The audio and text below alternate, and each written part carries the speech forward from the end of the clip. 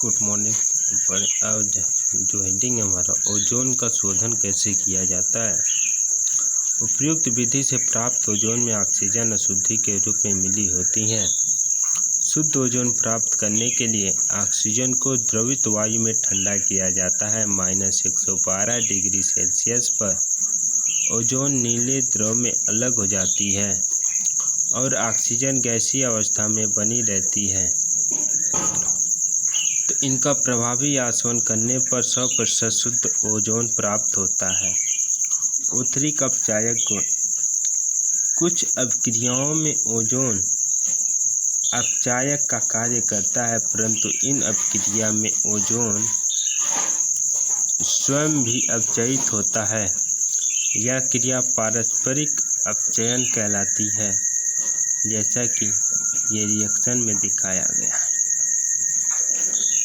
फिर ये भी रिएक्शन हम लिखेंगे, बेरियम पर ऑक्साइड, बेरियम ऑक्साइड प्राप्त होता है। फिर ओजोन के Cl2 के साथ अभिक्रिया दिखाया है, पोटेशियम आयोडाइड के साथ अभिक्रिया दिखाया है, अम्लीय FeSO4 के साथ क्रिया, फेरिक सल्फेट का निर्माण होता है जब FeSO4 के साथ क्रिया कराते हैं। फिर पोटेशियम फेरोसाइनाइड के साथ जो रिएक्शन है वो है, फिर सल्फ्यूरिक अम्ल H2SO4, क्या इससे आयल ऑफ विट्रियल भी कहते हैं। प्राचीन काल में इसे ग्रीन विट्रियल हरा कशिश FeSO4 से बनाया जाता था, 7H2O से। तो यहाँ से फिर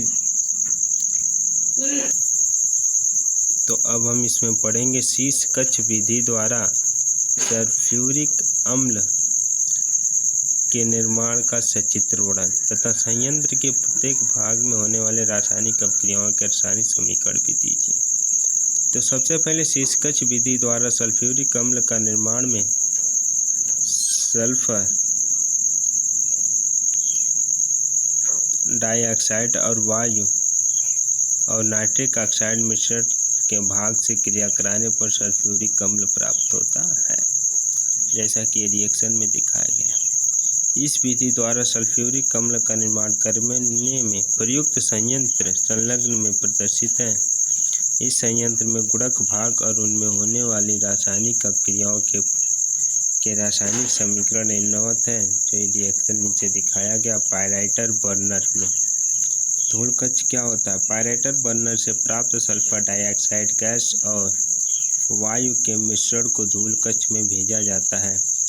इस कक्ष में गैसीय मिश्रण भाप के संपर्क में आता है और उसमें उपस्थित धूल के कण भारी होकर कक्ष की पेंदी में बैठ जाते हैं।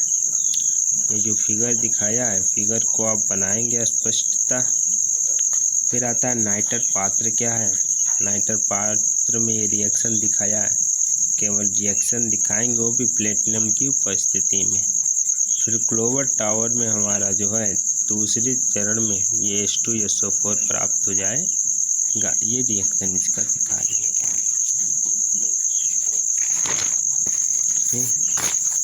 फिर है शीश कक्ष। शीश कक्ष में क्या है, 2SO2 O2 2NO 2H2O H2SO4 2NO, ये हमारे प्राप्त होंगे। फिर गैल्वस्ट्रॉक जो टावर है उस पर भी ये रिएक्शन दिखा देंगे। ठीक, तो कल अब हम आगे पढ़ेंगे। अगर इसमें जो कुछ भी नहीं समझ में आया हो आप मुझसे पूछ सकते हैं।